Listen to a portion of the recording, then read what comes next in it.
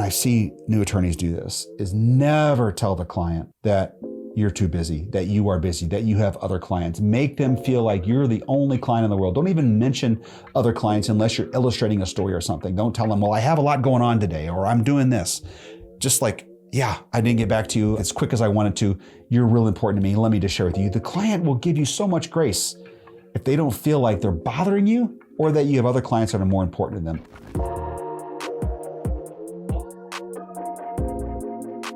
Well, hello and welcome to the J. Sterling Hughes Show, where we share how we have built our family law practice from 0 to 25 attorneys and 15 million in revenue, all in the past 10 years. And my purpose here is to document what's working and what's not working, with hopes that you can take that and you can recontextualize it and shorten your success curve. My name is Jeff Hughes and I'm your host.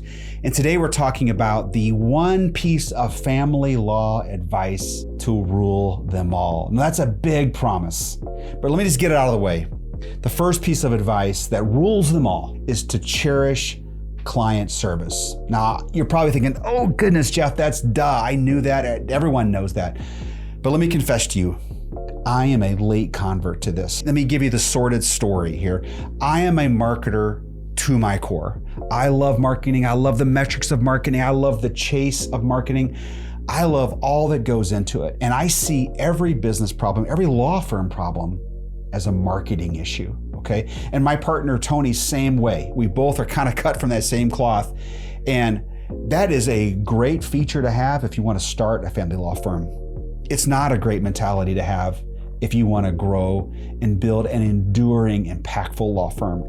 And I'm a late convert to this, all right? So I learned and I've arrived here through a lot of hard knocks. So in today's podcast, I'm going to explain why. Why am I saying this? What caused me to be converted and see the light? Secondly, I want to share with you what are the fundamentals of great client service. And they're simple. This is like one or two things, and I'm going to boil it down for you that I've observed that works so effectively for us. And the third thing we're going to talk about are what are I'm going to call them the anti-fundamentals, the things that are just what good service is not. And I think there's going to be some shockers here, okay? So let's walk through this. All right, so why? Why am I just now 10 years into my practice telling you that, hey, the most important family law advice is to cherish, to love client service. Make yourself a client service firm. Why am I so late to the game on this? So I'm late to the game because when we started Sterling Lawyers, we had to have clients coming in the door. And we focused on that like a laser. We had to do that well. We could not drop the ball on that. We were putting all of our eggs figuratively into this law firm basket, and it had to work. And I knew that if we had clients coming in the door, we can screw up a whole lot of things. We can mess up, we can have a lot of bad client reviews, but if we got more client reviews and more clients, we could maybe bury those. So that was the thinking. And I'm not apologetic about that because we needed that thinking to get us off the ground and get us going. But about 5 to 7 years into the practice, that thinking needed to change, and I didn't see the timing for that. It didn't happen for me right away. It took a while. And it wasn't until the past probably a year and a half to 2 years ago before that light bulb started to dimly come on in me to see, boy, this client service, this is a huge, huge piece of building the practice that we really, really want. And it took, in all candor, it took me stepping aside from the day-to-day and bringing up other leaders who really live that out authentically to get it done and to get it done right within our practice. And today we are setting on a monthly basis, we're setting new performance standards for how we're serving clients. And it is so fun to watch. It is so fun to see. So I was really late to game, and that's why, okay?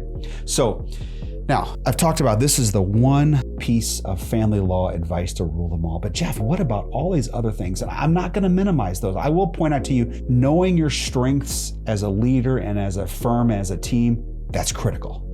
You need that, okay? We were good at marketing. That was our strength, and we just exercised that until we couldn't do it anymore. Yes, that's important. Embracing technology is important. Investing in tools to become operationally more efficient, to serve your clients better, to enhance your communication and your efficiency and how you manage files. That's all part of it, right? Building processes. Processes are important to delivering service consistently. Yes, that's important. That's there. That's part of it, okay? It's part of building a successful law firm. You got to have financial acumen. I'm pointing out all these things and acknowledging, yes, Those are important. They're on the wall. They have to get done. But if you can only do one exceptionally well, and you can only do that consistently well over time, make it client service.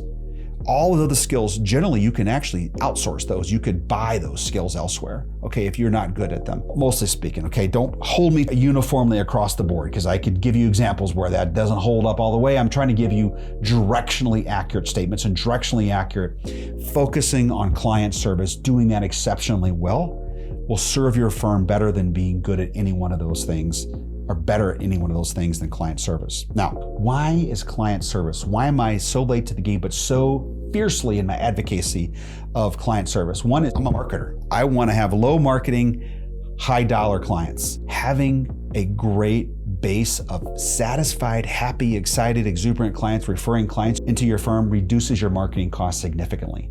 I've seen that. I've seen our marketing costs come down precipitously. Wow. Okay, now you got my attention. Maybe that's where it started. I don't know.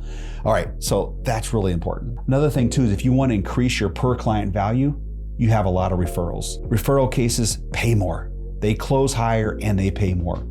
That's awesome. That's really, really good if you like business and you like making revenue and you like a successful law firm.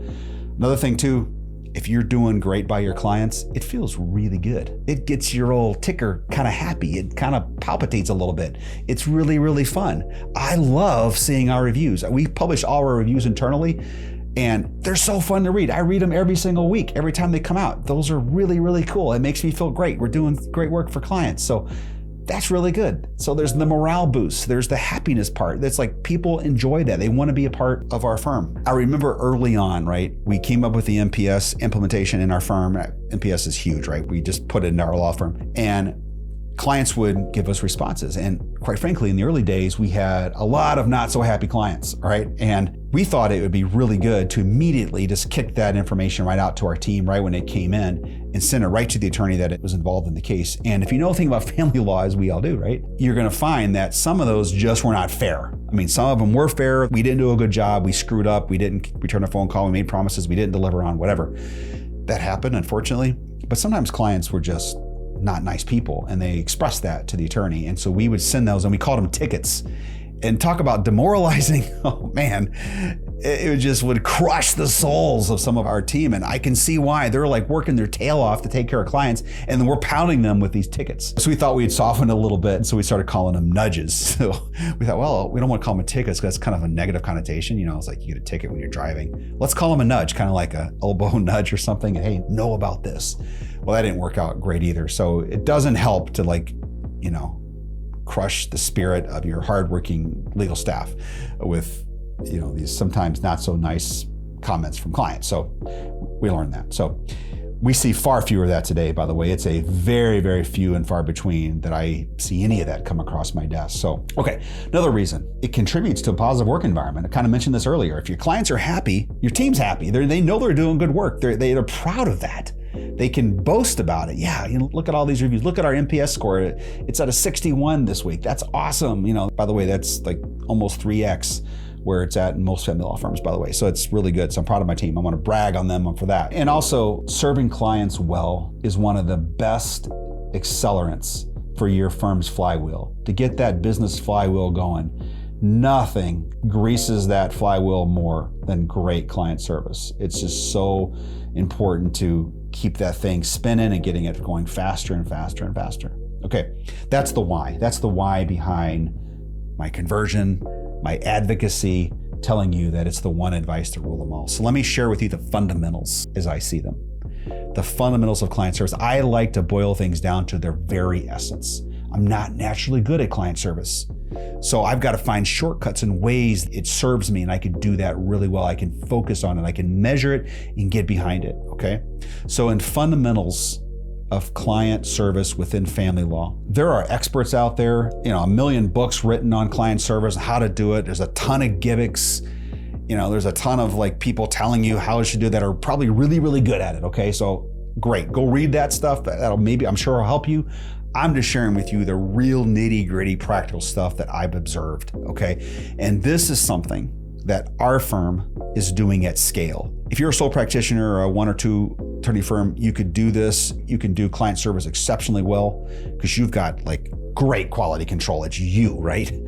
But when you're doing this spread out over states and over many different offices and different lawyers at different levels of their career, different maturity levels, all that stuff, and you can do consistent client service across the board, that's hard to achieve. That's really difficult to get to. And so we are able now as a firm to deliver client service consistently and at scale.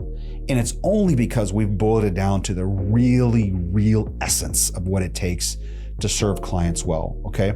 Hello, Jeff here. My team and I have built a family law practice resource website at jsterlinghughes.com. That's jsterlinghughes.com. And it is loaded with all kinds of information and downloads and educational content to help you build the family law practice of your dreams. So if you haven't, please go to my website, subscribe to the newsletter, and I promise each week I'll send you valuable content that will help you build a beautiful law firm, as well as share with you news and developments happening around the United States that impact the practice of family law. All right, the first one, and this is 80% of it. So if you just hear this and you shut the podcast off and you go about your day, you will have gotten the value out of this.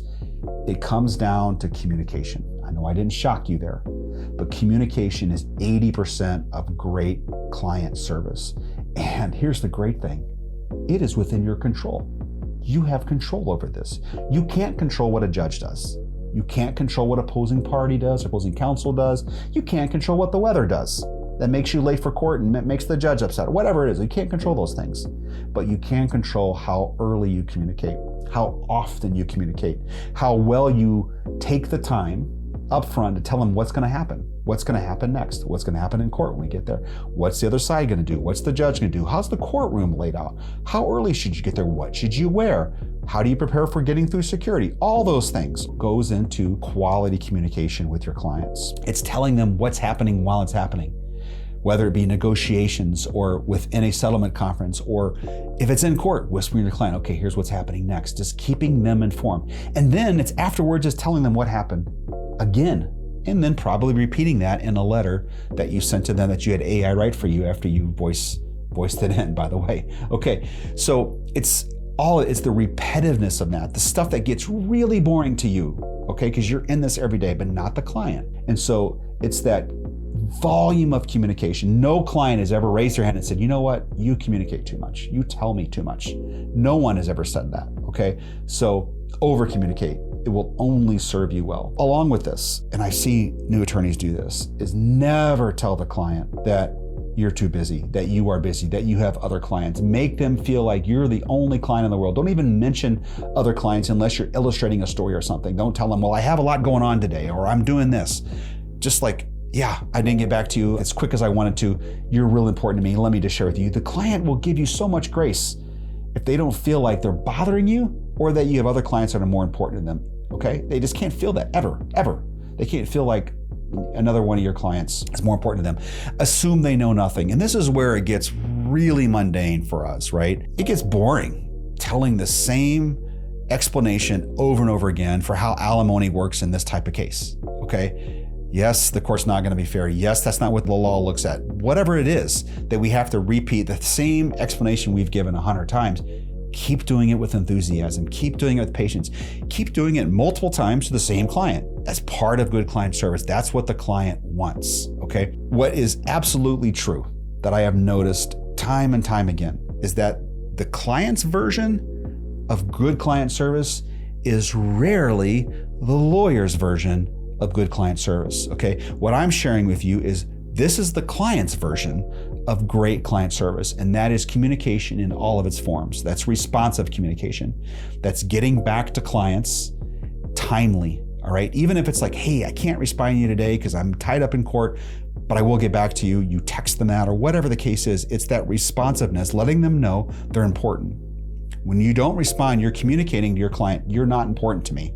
Your problems are inconsequential to me. When you at least get back to letting them know you know, that makes people feel good, right? So it's that sort of little thing that really matters. Never hide the ball in your communication. Be as transparent even if, especially if it's bad news.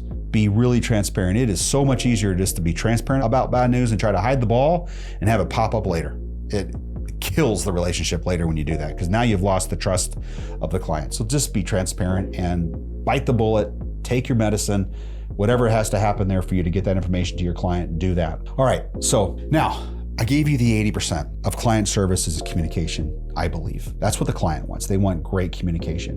What is the other 20%? I think 17%, maybe 16% of great client service is proactive speed. That's moving the case along. You know what clients want, I've discovered, and I've never had a client tell me this. What clients want is they want to be out of the court system. They actually don't want to deal with you. As nice as you are, nice as I am, I'm a handsome guy, I tell funny stories, all that stuff, right? But the clients don't want to be in the court system. They want to be out, they want to move on with their life, they want to move forward, they want to be able to just not have the stress of this going on in their life. So moving that case along, being proactive, getting them out, that means so much to them that later they can tell you, but in the moment, they usually are saying, I want this out of the settlement, I want the provision that says this or that, I want whatever it is they're fixated on, but they really just want to be out of court, want to be able to move on with their life, and they want a fair settlement. They're not going to always say that, but that's really what they want. They want to be able to move on. Some of them want revenge. They want to keep it going for a while, but those are not that often, okay? And they're usually a cover for something else going on. Okay, so that's the fundamentals. That's the other 4%, that's for you to figure out. Frankly, it doesn't matter, it's only 4%, all right? So it's 80% communication, 16% proactive speed. Okay, this is just silly stuff here, but you're getting the picture, right? Okay. All right, so that's what clients want. That's what good service looks like. That's the fundamentals right there. I laid it out for you, okay? After seeing thousands and thousands and thousands of clients come through our firm, that's what I boiled it down to. So what is client service not? What's maybe in that 4%? First off, it's not what the lawyer typically thinks it is, okay? What I like the argument. That's fun to me, all right? That's crafting something. That's the turn of phrase, right? The perfectly drafted document. Those are all awesome, and you need those, right? But a lawyer who thinks that's great service because you maybe crafted a great argument that won the client the point in court and you provided the right precedent and you persuaded the judge, great. But you know what? At the end of the day, the client's probably not going to remember that. They're going to remember how you treated them, how they felt around you, how they felt with your team.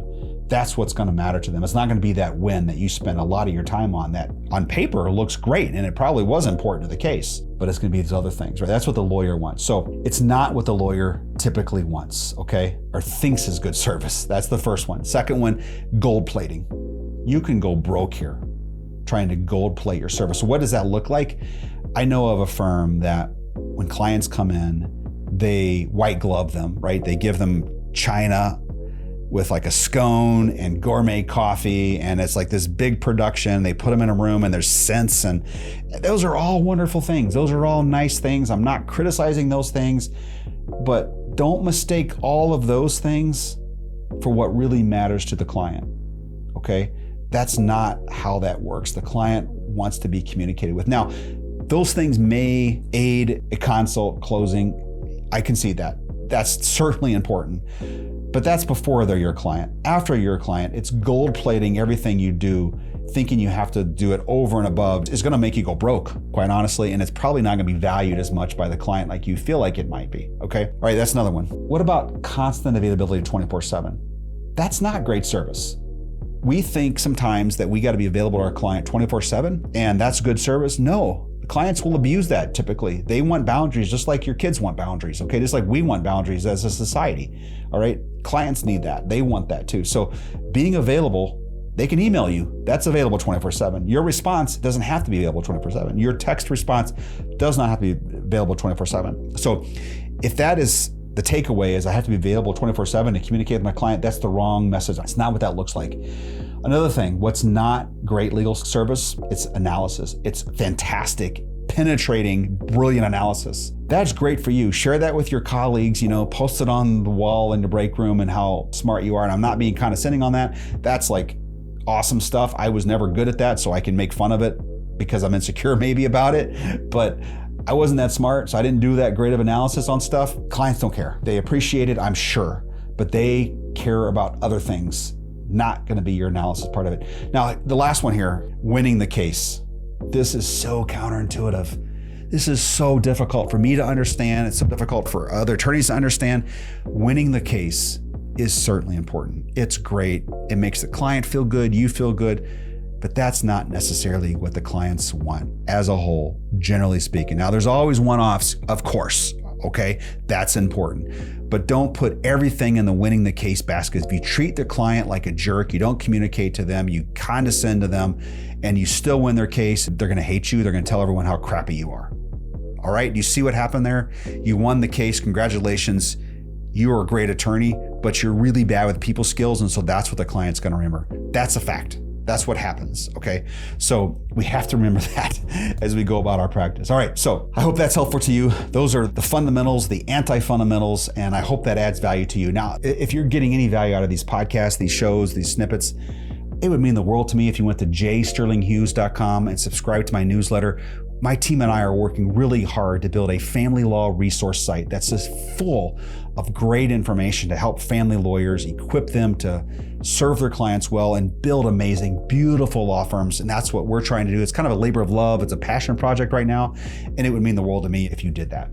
Thank you and hope you have a great week.